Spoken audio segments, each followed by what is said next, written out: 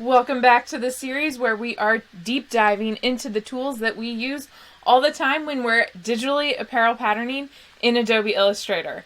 The tools that we're talking about today, I'm super excited with because they are the main tools that I actually draft with when I am drafting my sloper. Hi, I am Christina Hadley Dyke Roosevelt, and I love digitally apparel patterning. It is so much fun to take that sloper and find that garment that you love and create your own pattern, print it out, and make it. Today's tool, we're going to be talking about the square tool and the line tool. So let's jump right on in. Here I have Adobe open with my half scale pattern. But actually, before I get too close into it, I'm actually just going to jump over to my sloper pattern. So I have my sloper pattern here that I drafted using a whole bunch of squares and rectangles and lines so that I knew where I needed to go and what I needed to do. And using all the tools, you can rotate those lines to get all the lengths you need into the right places. So the square tool is where we're going to start. So if you hit the M key, that is its quick key commands, and I use those quick commands all the time. If you are still looking for a cheat sheet, I have one down in the description below, so just let me know your email so I can shoot it off to you so that you can know these key commands and get digitally apparel patterning faster. So the M key will get us the rectangle, and you can either click, drag, and drop and pull it, and it does show you its lengths within that little square box.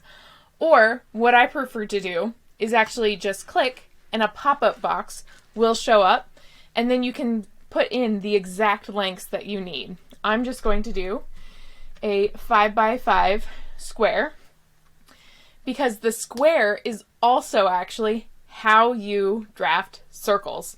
Drafting circles by hand takes string and pens and pencils with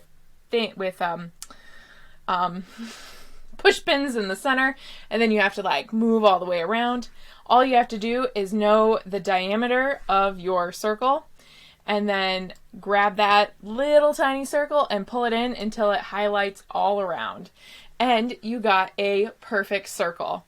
I love drafting circles in Adobe Illustrator because it takes no time at all. And if you only wanted to, say, pull in one corner, you can even do that. All you have to do is click on it so that the dot in the middle of the circle disappears. So you can see this one does not have a dot in it, however, this one does. So when I actually grab it and pull it in, it's only pulling in that one side. And magically, that looks like a quarter of a circle skirt now, doesn't it? There's quite a few different ways to draft a circle skirt, but that is definitely a way. And so that is the square tool, key command M. The other tool that I use all the time when drafting that sloper is the line tool. And it is the backslash, which the key command is above the enter key. I sometimes even forget that still to this day, and I hit L for line. And if you do, you're going to be making a whole bunch of ellipses, which are not what you want to be doing. So definitely hit that backslash, and again, you can click and drag and pull to get the length, and it will tell you. Or you can just click and say how long of a line you want to create. So you want to create a 9.75 or 9 3/4, and then this angle will actually tell you where it's going to be drafted. You also want to make sure that this little fill-in line is clicked so that the line doesn't disappear on you. If you wanted to draft this line directly out to the right, you could put this at 0.